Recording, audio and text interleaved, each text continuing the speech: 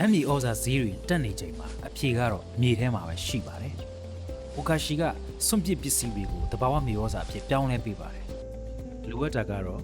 ခွဲနုစပကွန်မီသွေးထညက်ရည်6သွေးတဲ့တိရစ္ဆာန်အညစ်အကြေးနဲ့အနုဇီဝပိုးရည်ပါ။ခွဲနု6သွေးတဲ့တိရစ္ဆာန်အညစ်အကြေးနဲ့စပကွန်မီသွေးကိုတေချာရောနှောပါ။ပြီးရင်ထညက်ရည်နဲ့အနုဇီဝပိုးရည်ကိုရေနဲ့ဖြော်ပါ။အနုဇီဝပိုးရည်မထည့်ခင်ထညက်ရည်ကိုအရင်ပျော်ဝင်အောင်ဖြော်ပါဖြော်ထားတဲ့အရည်ကိုအနှံ့ဖြန်းပြီးအဆိုတဲ့ညီအောင်တေချာရောပါပြီးရင်တော့ဒီအရောကိုလက်နဲ့ဖိညစ်ကြည့်ပါရေမယိုပဲပုံစံတည်နေသင့်ပါတယ်ရေဆူဖို့တုံးလို့အဆိုတက်မျိုးဖြစ်ရပါမယ်ဒါဟာအဆိုတက်30ရာခိုင်နှုန်းမှ40ရာခိုင်နှုန်းဖြစ်ပါတယ်လေးလုံးအောင်ဖိသိပ်ထဲပါမိုးရာသီမှာဥကရှိအပုံကိုအမိုးအောက်မှာထားပါနွေရာသီမှာအချင်းဖောက်လုပ်ငန်းစဉ်ကအလွန်မြန်ဆန်ပြီး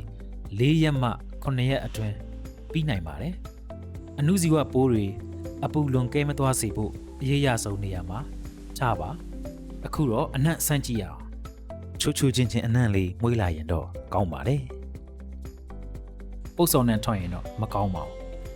။ဒါဆိုရင်တော့တွန်းတူးမြုပ်ပြီးအစအနေပြန်လုပ်ပါ။